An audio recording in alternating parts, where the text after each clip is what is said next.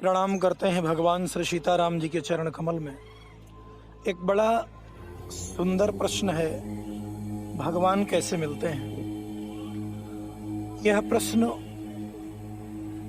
तमाम लोगों के द्वारा युगों युगों में भी पूछा गया, अलग अलग मौके पर पूछा गया। और भगवान मिल जाए पूरी दुनिया चाहती है, उसके लिए तमाम लोग योग साधन यज्ञ इत्यादि शुभ कर्म करते रहते हैं। तो भगवान कैसे मिल जाएं, इस प्रश्न का उत्तर कई बार धर्माचार्यों के द्वारा, हमारे शास्त्रों के द्वारा दिया गया, लेकिन इस प्रश्न का उत्तर अन्य ग्रंथों ने और धर्माचार्यों ने उलझाया है। और इसी प्रश्न का उत्तर रामचरितमानस के माध्यम से गोस्वामी तुलसीदास जी ने सुलझाया है। रामचरितमानस में इस प्रश्न का जो उत्तर है मैं वही बता दे रहा हूँ। बड़ा स्पष्ट लिखा है, मिलहि न रघुपति विनु अनुरागा, किए जोग जप ज्ञान विरागा। राम जी अनुराग के बिना नहीं मिलते। इतने बड़े प्रश्न का तुरंत उत्तर दिया गया, अनुराग से भगवान मिलते हैं। अब मैं ये बताना चाहूंगा, ये तो क्लियर हो गया कि भगवान अनुराग से मिलते हैं। अब क्या किसी को मिले हैं अनुराग से? बड़ा लंबा समय न लेकर के एक उदाहरण मैं प्रस्तुत कर रहा हूं, वो भी रामचरितमानस से ही।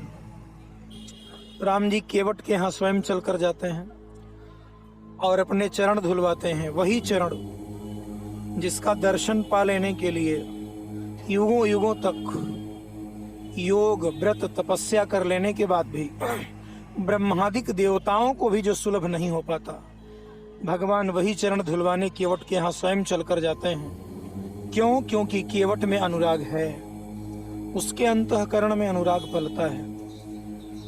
और जब वह भगवान के चरण धुलने आता है तो गोस्वामी जी लिखते हैं, अति आनंद उमगी अनुरागा, चरण सरोज पखारन लागा। बड़े अनुराग सहित तो चरणों को धुलता है या पद प्रक्षालन करता है। अनुराग का भाव है, भगवान स्वयं चल के आए।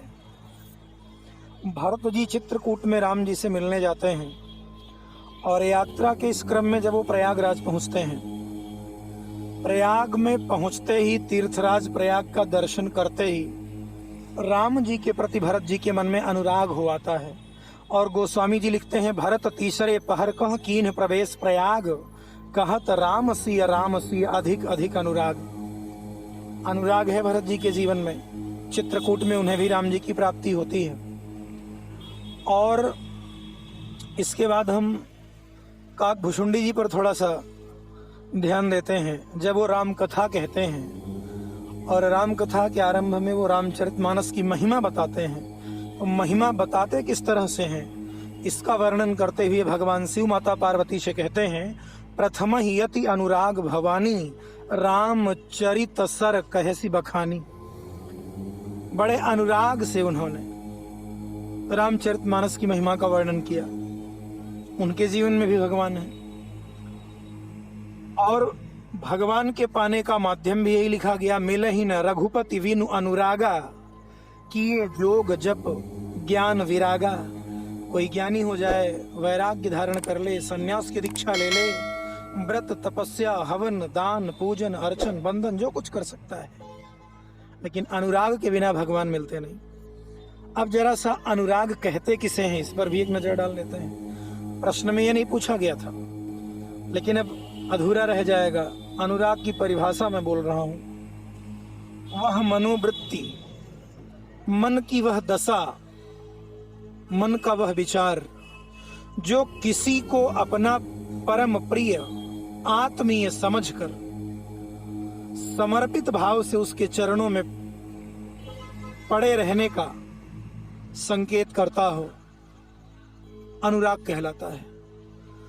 अनुराग जिस किसी से होगा वह हमें अपना आत्मीय दिखेगा। समर्पित होकर निस्वार्थ भाव से उसके चरणों में पड़ा रहने का मन करेगा। क्षण भर का वियोग सहन नहीं होगा उससे।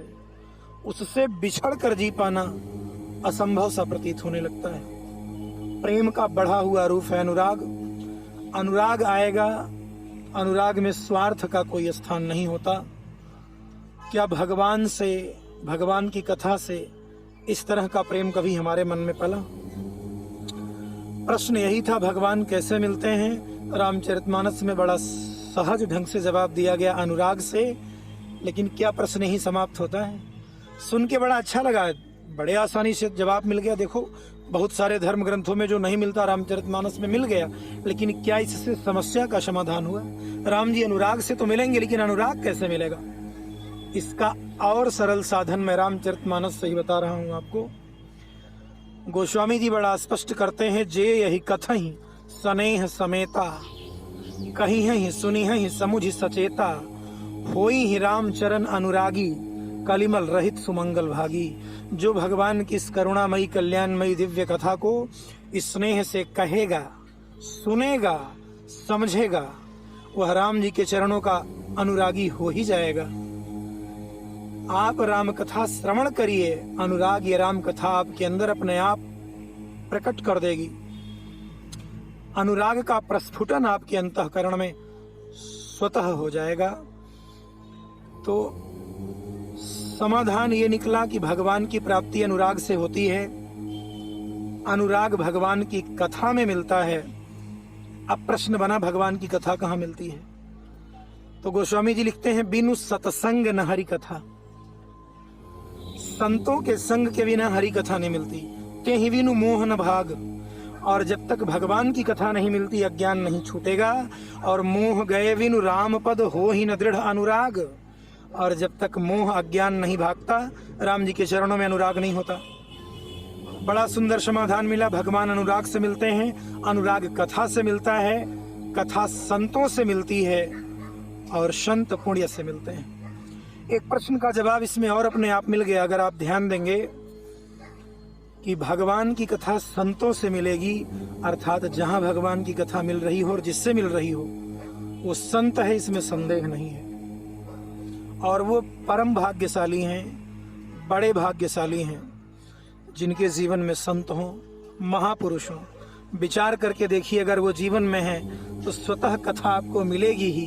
कथा मिल रही है, एक दिन अनुराग आ ही जाएगा।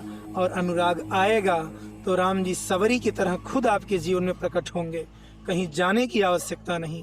इसलिए जिसके जीवन में कोई महापुरुष हो, जिसके जीवन में किसी संत का सानिध्य हो, उससे बड़ा भाग्यशाली जीवन में कौन हो सकता है? और एक प्रश्न क्या समाधान है? इसी रामचरितमानस में यह पंक्ति भी है, सोई गुणज्ञ सोई बड़भागी, जो रघुवीर चरण अनुरागी। उससे बड़ा गुणवान कोई सृष्टि में नहीं है, और उससे बड़ा भाग्यशाली कोई सृष्टि में नहीं है जो राम जी के चरणों का अनुरागी हो।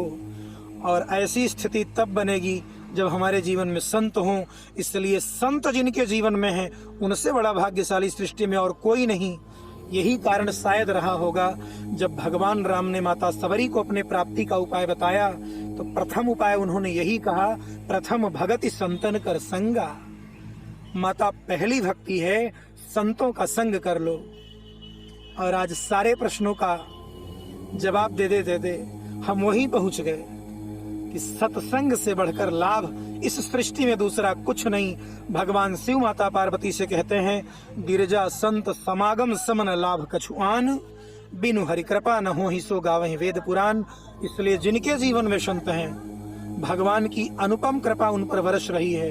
बस भगवान से यही मांगते रहिए कि उस संग से बिछोभ न हो, उनसे कभी बिछड़ना न हो, उनसे कभी दूरी न हो, वो उसी तरह आत्मीय बने रहें। बस केवल इसी की आवश्यकता है। प्रश्न का बड़ा सुंदर, बड़ा सरल, बड़ा मार्मिक जवाब यहाँ प्रस्तुत था।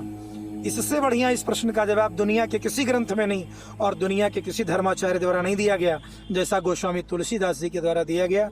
भगवान की कृपा से मुझे जैसा समझ में आता था मैंने प्रस्तुत किया। आज यहीं तक, फिर अगले वीडियो में। धन्यवाद।